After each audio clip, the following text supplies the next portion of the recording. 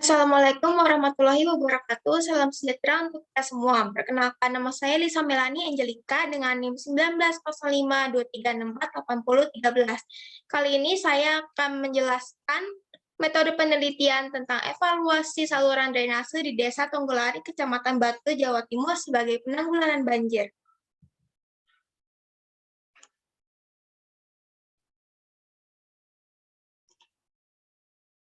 Baik, untuk permasalahannya, yaitu Desa Tonggolari ini sering terjadi banjir saat musim hujan dikarenakan drainase yang tidak dapat menampung air hujan. Lalu, adanya pipa yang bocor sehingga air hujan, air sungai mudah meluap ke jalanan saat hujan turun.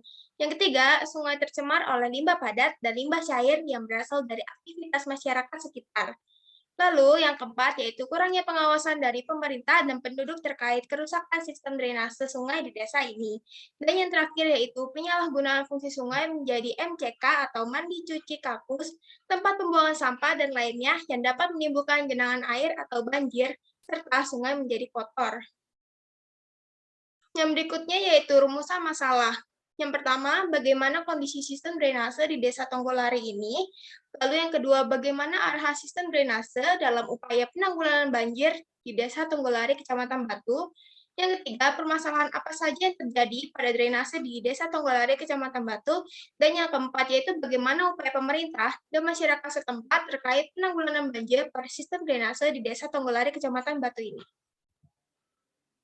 Lalu untuk variabel penelitiannya, saya mengambil tiga studi, yaitu yang pertama studi lapangan. Studi ini dilakukan dengan pengamatan langsung di lokasi, sehingga dapat mengetahui kelebihan dan kekurangan dari lokasi tersebut, serta dapat mengetahui permasalahannya secara langsung. Yang kedua, saya mengambil studi kasus dan studi komparasi.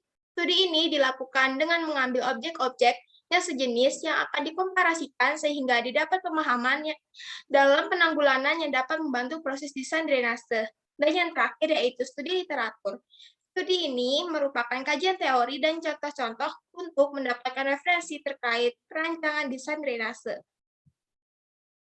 Lalu untuk tujuan penelitian yang telah dijawab dari rumusan masalah, yang pertama itu untuk mengidentifikasi sistem drainase di Desa Tonggolari, Kecamatan Batu. Yang kedua, untuk mengetahui arahan sistem drainase dalam upaya penanggulangan banjir di Desa Tonggolari, Kecamatan Batu ini.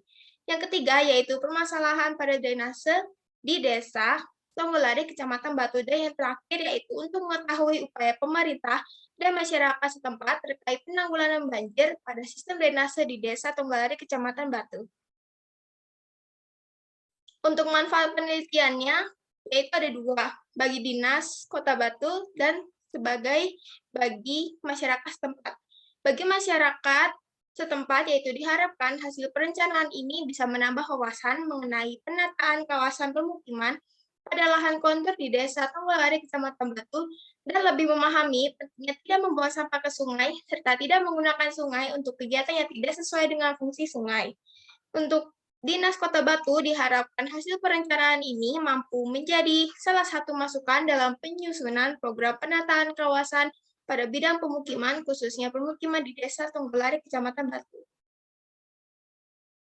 Untuk tinjauan pustaka, jurnal penelitian yang berjudul Evaluasi Saluran Drainase di Jalan Gajayana dan Jalan Sumbersari, Kota Malang, yang diteliti oleh Azarin Nabila Jifa, Dilia Dewi Susanati, dan Alexander Tunggul Sultan Haji dari Universitas Brawijaya menemukan bahwa ada 3 saluran drainase yang tidak memenuhi debit kapasitas rancangan serta perlu mengganti dimensi saluran.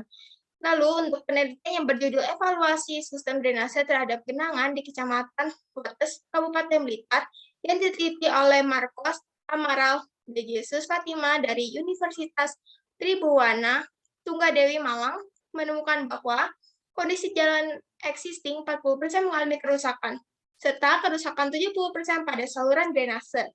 Yang kedua, kala ulang tertentu yang digunakan untuk perencanaan saluran drainase adalah kala ulang dengan 10, yaitu curah hujan sebesar 107,274 mm dengan debit 0,470 meter kubik per detik. Yang ketiga yaitu evaluasi kapasitas saluran drainase. Diketahui bahwa saluran terbesar adalah S5, sedangkan saluran terkecil yaitu S11.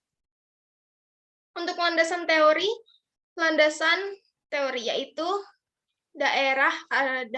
drainase adalah lengkungan atau saluran air di permukaan atau di bawah tanah, baik yang berbentuk secara alami maupun dibuat oleh manusia.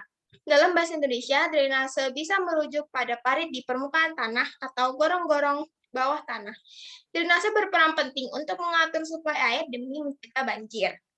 Drainase mempunyai arti mengalirkan, menguras, membuang, atau mengalihkan air. Secara umum, drainase didefinisikan sebagai serangkaian bangunan air yang berfungsi untuk mengurangi dan atau membuang kelebihan air dari suatu kawasan atau lahan, sehingga lahan dapat difungsikan secara optimal. Drainase juga diartikan sebagai usaha untuk mengontrol kualitas air tanah dalam kaitannya dengan sanitasi. Sehingga drainase ini tujuannya supaya mengurangi atau mengatur suplai air untuk mencegah banjir. Demikian presentasi dari saya, kurang lebihnya mohon maaf. Wassalamualaikum warahmatullahi wabarakatuh. Terima kasih.